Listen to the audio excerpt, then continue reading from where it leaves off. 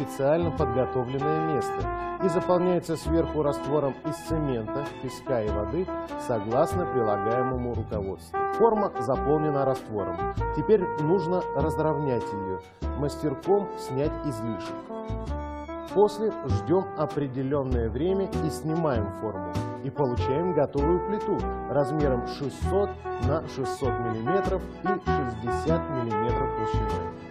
Вы можете изготовить садовую дорожку шириной в 60 см или шириной в 1,20 м. В общем, ваша дорожка, вам и решать. Либо вы можете сделать большую площадку любой сложности и любых форм с разными ответвлениями, либо подъездную дорогу для вашего автомобиля или место для его стоянки.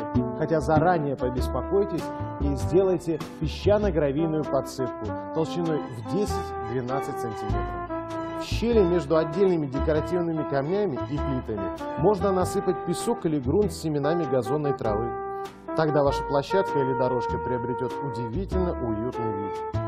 Вы увидите, как удивятся ваши соседи, как вы профессионально, а главное оригинально за несколько выходных оформили свой дворик.